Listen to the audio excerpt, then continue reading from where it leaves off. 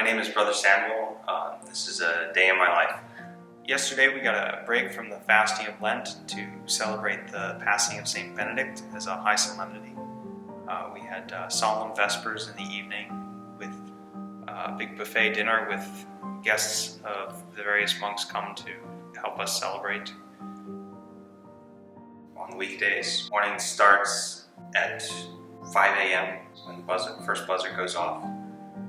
Morning prayer is at 5:20.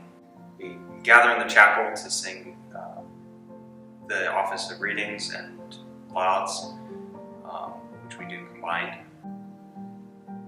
After that, there's an hour and a half break before Mass, which some people use to eat breakfast. Others use it to take a nap. I'm one of those. I'm not a morning person. Mass is at 7:30. We gather in the outside the sacristy around 7:25 to get ready to process in, and then process in for Mass. What else are you going to do? The presider rotates through the various members of the community who are ordained as priests. One of the members of the community who is not ordained to the priesthood assists at the Mass as either an acolyte or deacon, depending on whether or not they're ordained to the diaconate. Since I'm ordained to the diaconate, at least for the next few months, I continue to do that. After Mass, those of us who didn't eat earlier go and have breakfast, and then begins the workday, which varies from person to person. For myself, I'm finishing up seminary this year, so I spend a lot of my workday over at the Catholic University. On days when I don't go to the university, I do chores around the monastery, but they take a variety of forms.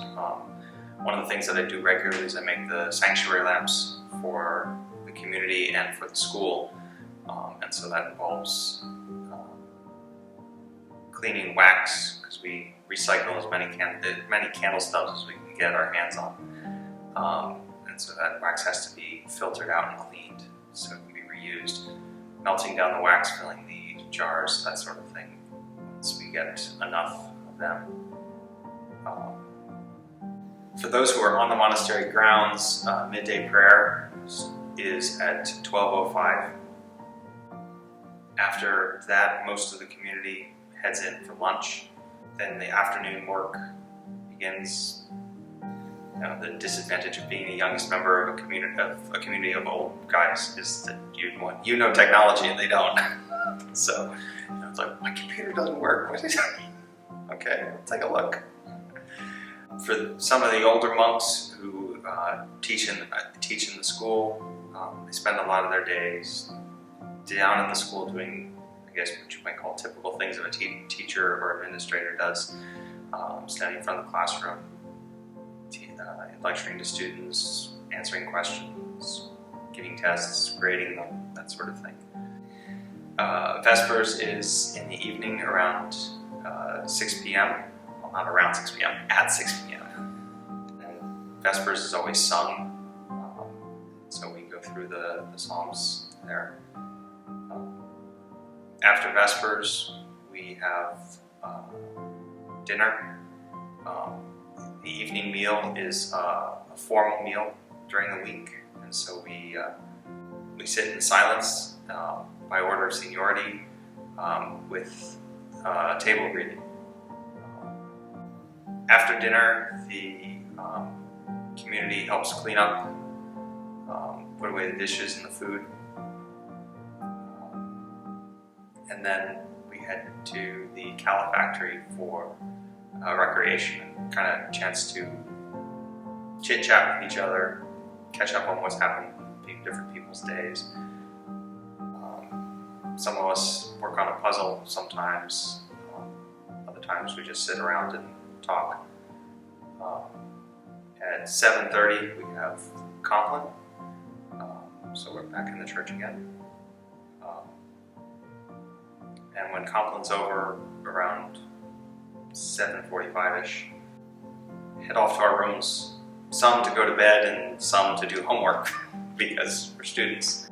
Every Saturday night, in place of the Marian antiphon, we have a procession through the cloister while we sing a Marian litany. It's one of the ways in which we pray for vocations here for the monastery.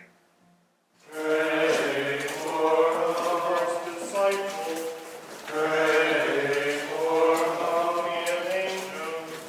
Pray for the apostles and martyrs. Pray for the successors. Then it's to bed and the whole cycle starts all over again the next day.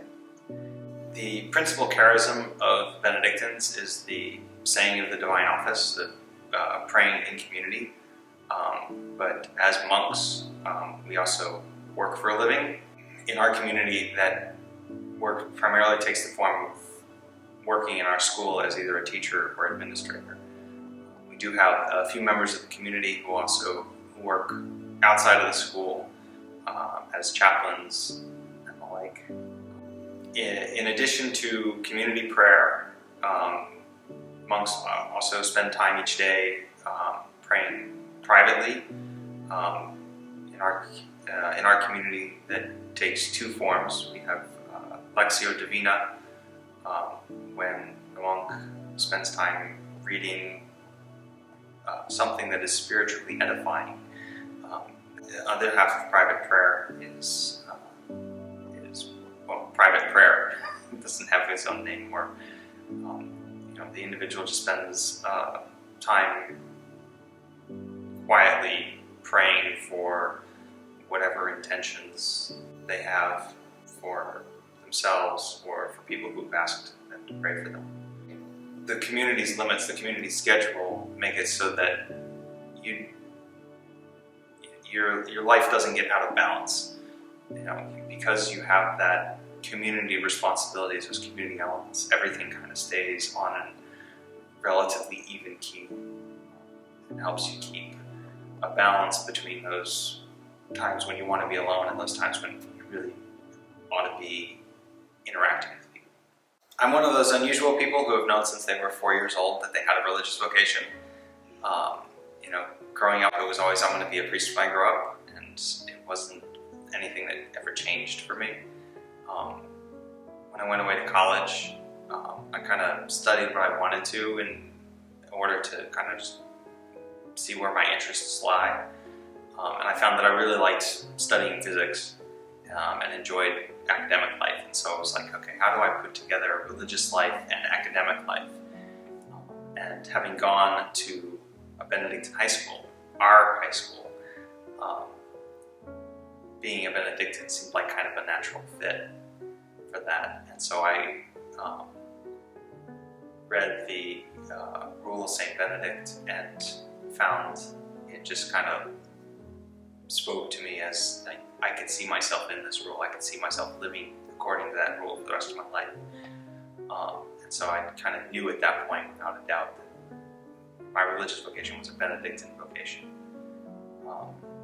In graduate school, as I'm working on my PhD, I kind of started, as I was getting close to finishing, I started thinking about where would I go.